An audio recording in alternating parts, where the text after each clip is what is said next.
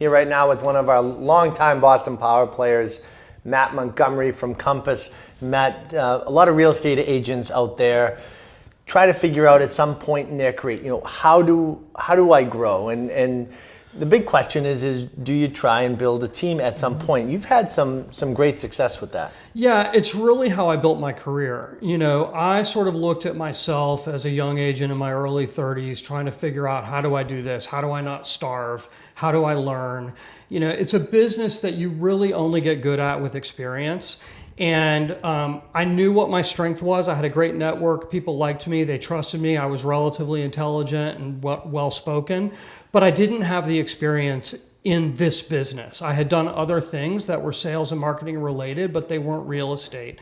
And I also had a really strong service background, and that's a lot of what our business is built on. So what I did was I found someone who was established in the business, who was a little older than me, who had a really good track record and a great reputation.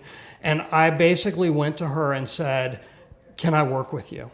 And she at first was kind of skeptical. And after we sat down and met, she kind of liked the idea, and we started working together. And I basically made her a deal where my first year, I almost didn't make any money, even though I was doing a lot of business. And by year 2, I was able to buy a house. I was able to leverage her experience and my network and just build a business like exponentially faster than I ever could have done on my own.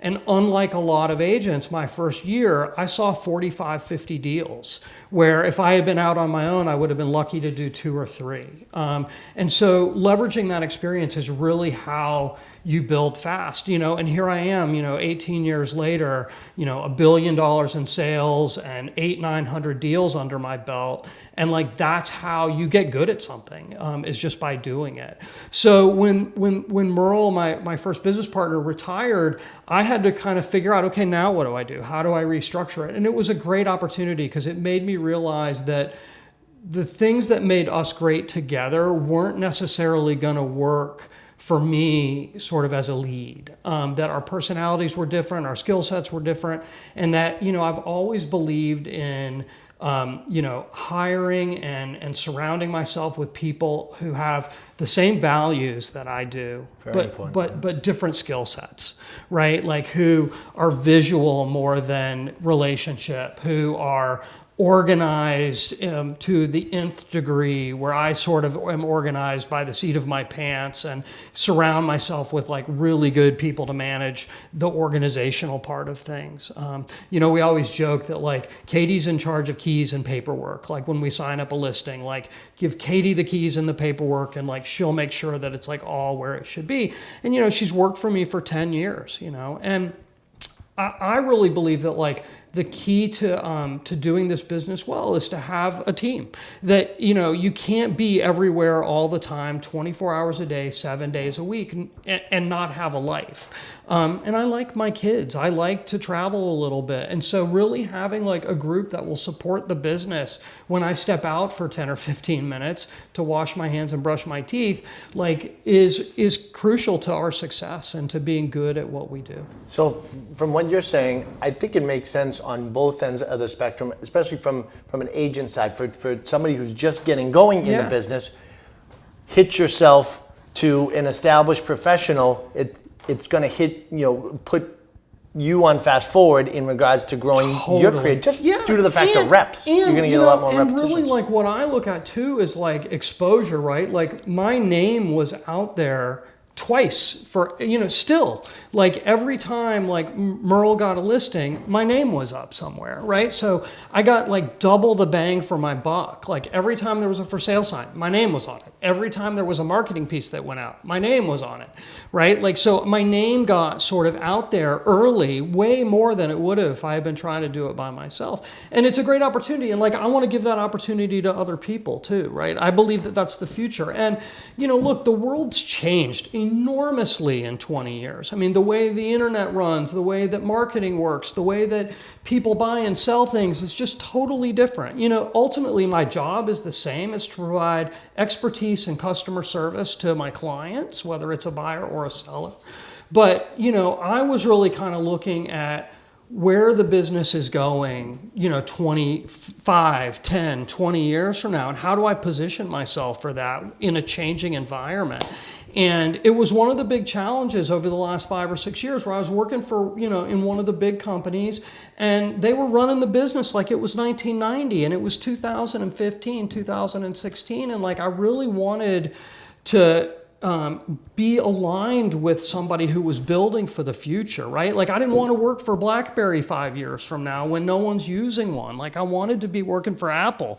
I want to be at Google, right? Like, I want to be where people are and where the technology isn't sort of an afterthought. It's like the way that we're driving business and the way that we're bringing the world together, right? I really believe that like there's going to be a place where people want to go to one place to get their information, and I want to be there. And so going and working in a firm that's growing and where there's excitement and where people are happy to show up at work, including the admin, they come in and like there's just an excitement in that world, right? I feel like I'm working at Apple 10 or 15 years ago, where the rest of the world's sort of fallen behind and they're sort of taking the lead, and it's really exciting. And Compass, to your point, has really made a mark in this market. I mean, they're growing pretty quickly. We're double what we were a year ago, as a corporation. We've got the top producing office in Boston now. We've got the top producing office in San Francisco.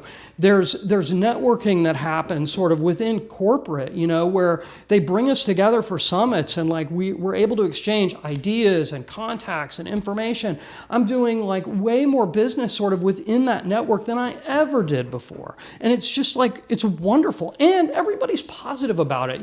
Like that's really the key is like, I just didn't want to be in a firm that was stuck in the past. I wanted to be moving forward, the bad news is I've got another 20 years of this. Right? I mean, it's the great and the awful part. Like, I wish I could retire, but I've got young kids going to school. I've got bills to pay. I've got people who count on me to help support them, both financially, emotionally, and in other ways too. And I really want to be able to do that. And like, it's wonderful to be surrounded in an organization that like supports that. Let's talk about your market for a second.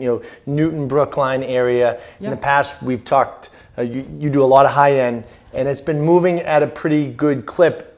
Recently, has that changed a little bit? I've heard it slow down. Yeah, it has a little bit. It's funny. I've always built my business on diversification, right? So like I always say, I want to sell one of the least expensive houses in my market every year and one of the most expensive. And if I can do a bunch of the most expensive and a bunch of the least expensive and even more in the middle, it's a win-win-win.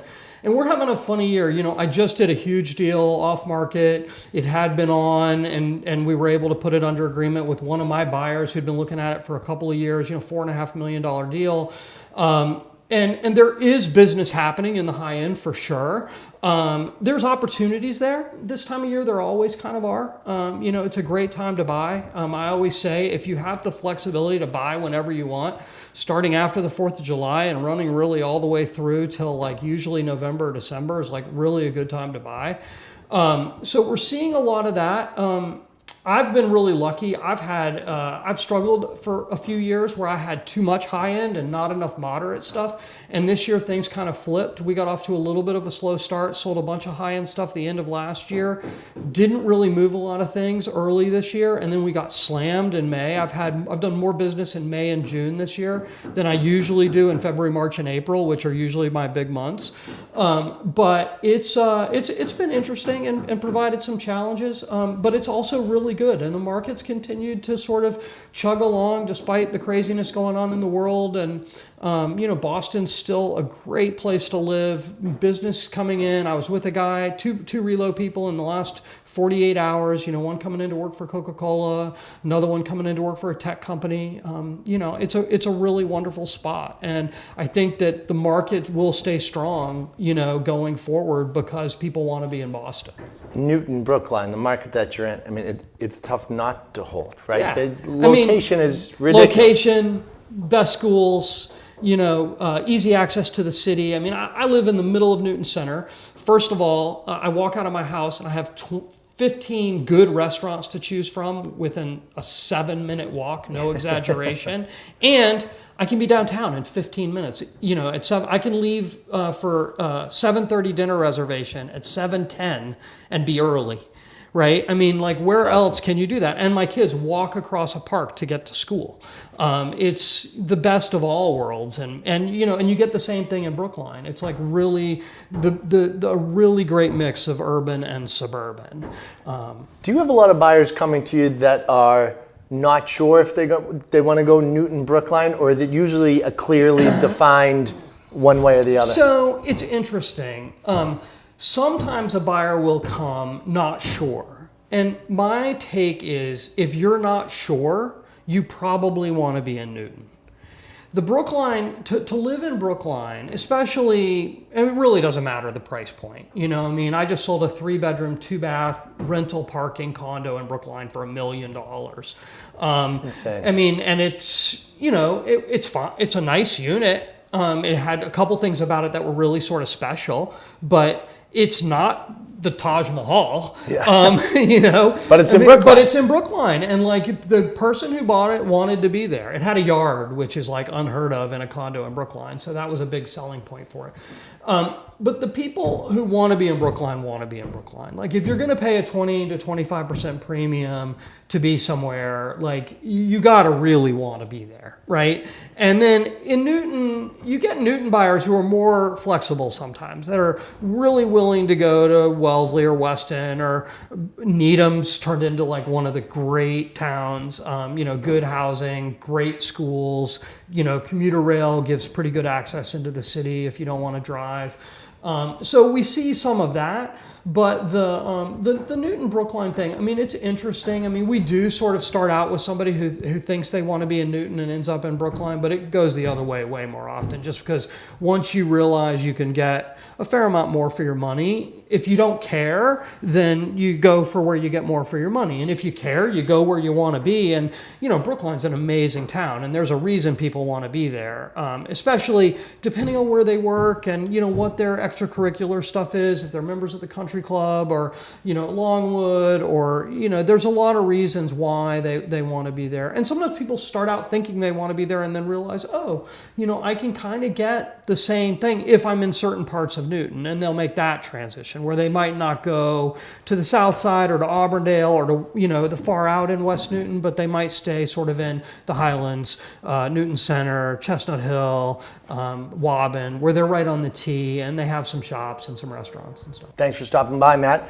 And if you're in the Newton Brookline area looking to buy or sell your home and would like to connect with Matt and his team directly, check out mjmrealestate.com. Remember, we have more tips just like this right here on boston.com.